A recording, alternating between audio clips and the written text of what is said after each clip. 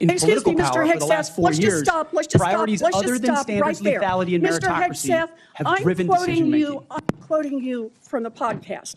Women shouldn't be in combat at all. Where is the reference to standards that they should be there if they can carry, if they can run? I don't see that at all, Mr. Hegseth. What I see is that there's a 32-day period in which you suddenly have another description about your views of women in the military. And I just want to know, what changed in the 32 days that the song you sang is not the song you come in here today to sing? Senator, the concerns I have and the concerns that many have had, especially in ground combat units, is that in pursuit of certain percentages or quotas, standards have been changed. And that makes the combat more difficult. Let me make a suggestion about what happened in that 32 days. Pete Hegseth spent 12 years saying women don't belong in combat. Then, just 32 days after Trump nominated him as defense secretary, he suddenly flipped. Elizabeth Warren wasn't letting him off the hook, and what followed was a takedown that exposed both his record and his ambition. Thank you, Mr. Hegseth. Senator Warren. Thank you, Mr. Chairman. And Mr. Hegseth, thank you. Thank you for your service. So if you're confirmed as Secretary of Defense, you will oversee our military, including about 250,000 women who currently serve on active duty in the Army, the Navy, the Air Force, the Space Forces, and the Marines. And I have serious concerns that your behavior toward women disqualifies you from serving in this role.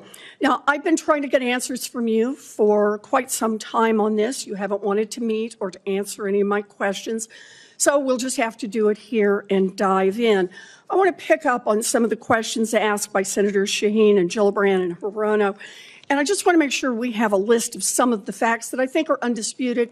I'm not going to talk about anonymous sources. I'm just going to quote you directly. We've got the video. We've got it in print.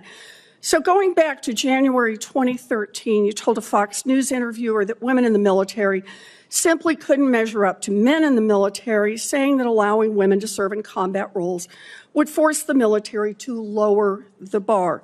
You picked up on that same theme in 2015, making remarks on Fox News, referring to women in combat as, quote, it would erode standards. June 2024, you said on Ben Shapiro's podcast, quote, women shouldn't be in combat at all.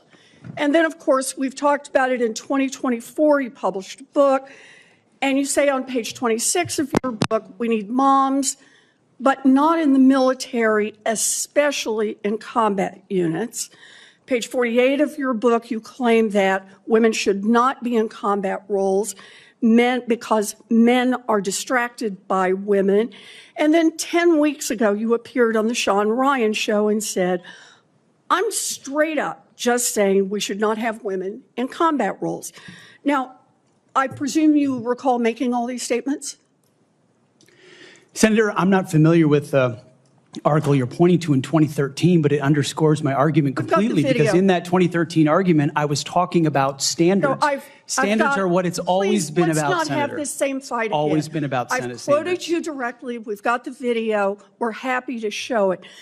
But I want to be clear here. For 12 years, you were quite open about your views, and your views were consistently the same. Women are inferior soldiers, sailors, Marines, airmen, and guardians. And in case anyone missed the point, and these are your words from 10 weeks ago, women absolutely straight up should not be permitted to serve in combat. And I notice on each of these quotes, those are said without qualification. It's not by how much you can lift or how fast you can run. They don't belong in combat, period, or your words, straight up. And then on November 9th, 2024, just 32 days after your last public comment saying that women absolutely should not be in combat, you declared that, quote, some of our greatest warriors are women, and you support having them serve in combat. Now, that is a very, very big about face in a very, very short period of time. So help me understand, Mr. Hegseth, what extraordinary event happened in that 32-day period that made you change the core values you had expressed for the preceding 12 years? Senator, again, I very much appreciate you bringing up my comments from 2013 because for me, this issue has always been about standards. And unfortunately, because of some of the people that have been in political power for the last 4 years, priorities other than standards, lethality, and meritocracy have driven decision-making. I'm quoting you from the podcast. Women shouldn't be in combat at all. Where is the reference to standards? That they should be there if they can carry, if they can run? I don't see that at all, Mr. Hegseth. What I see is that there's a 32-day period in which you suddenly have another description about your views of women in the military. And I just want to know, what changed in the 32 days that the song you sang is not the song you come in here today to sing? Senator, the concerns I have and the concerns that many have had, especially in ground combat units, is that in pursuit of certain percentages or quotas, standards have been changed. And that makes the combat more difficult for everybody involved. Let me make a suggestion about what happened in that 32 days. You got a nomination from President Trump. Now, I've heard of deathbed conversions, but this is the first time I've heard of a nomination conversion. And I hope you understand that many women serving in the military right now might think that if you can convert so rapidly your long-held and aggressively pursued views in just 32 days, that 32 days after you get confirmed, maybe you'll just reverse those views and go back to the old guy who said straight up, women do not belong in combat. Now, Mr. Hegseth, you have written that after they retire, generals should be banned from working for the defense industry for 10 years. You and I agree on the corrosive effects of the revolving door between the Pentagon and defense contractors. It's something I would have liked to talk with you about if you'd come and been willing to visit with me. But the question I have for you on this is, will you put your money where your mouth is and agree that when you leave this job, you will not work for the defense industry for 10 years? Senator, it's not even a question I've thought about because it's not think about it right now. It's not one, my motivation for this job I understand has never that. I been just about need what a could yes or no conceivably here. come next. Time is short. I just need a yes or no. I would consult with the president about what the policy should be In at the Defense other Department. words, you're quite sure that every general who serves should not go directly into the defense industry for 10 years. But you're not willing to make that same pledge? I'm not a general, Senator. You'll be the one, let us just be clear, in charge of the generals. So you're saying sauce for the goose, but certainly not sauce for the gander? I would want to see what the policy of the president Oh, I'll is. bet you would. Thank you, Senator Warren. Senator Tuberville.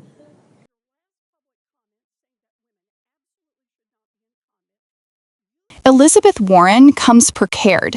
She doesn't rely on rumors or anonymous sources. She has Hegseth's own words, on video, in print, and even in his book. She reminds the committee, in 2013, Hegseth said women in combat would force the military to lower the bar. 2 years later, he repeated that it would erode standards. On Ben Shapiro's podcast in 2024, he dropped all pretense. Women shouldn't be in combat at all.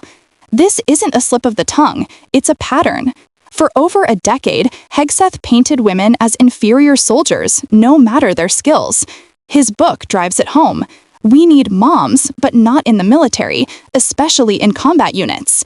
So when Warren asks him why he's now claiming that some of our greatest warriors are women, Hegseth tries to spin it. He insists his real concern has always been about standards. But Warren isn't fooled.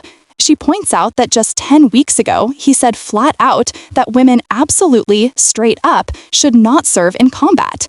Then, only 32 days later, after getting nominated, he did a complete 180. Warren delivers the killer line. I've heard of deathbed conversions, but this is the first time I've heard of a nomination conversion. That's the dagger. If Hegseth can toss aside his supposed core values in 32 days to please Trump, what's to stop him from flipping right back after confirmation? Warren frames the issue not as a debate over standards, but as a question of trust. And she's not done. She brings up another contradiction: Hegseth's past demand that retired generals be banned from working in the defense industry for 10 years to stop corruption. So she asks him directly, will you pledge the same for yourself? Instead of standing firm, Hegseth barges. He says he'd consult with the president. In other words, no.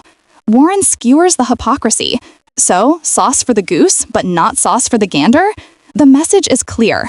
Hegseth talks tough about principles, but when they threaten his own power or career, he caves. This isn't just about one nominee's sexism, it's about credibility.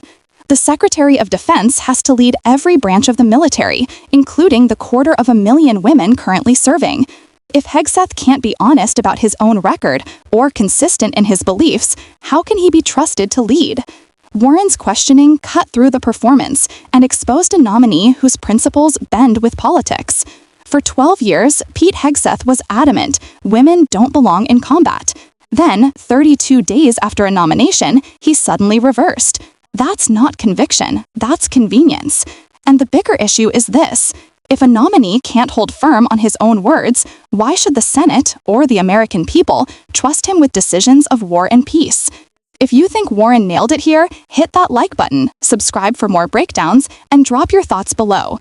Was this a genuine change of heart or just a desperate play for power?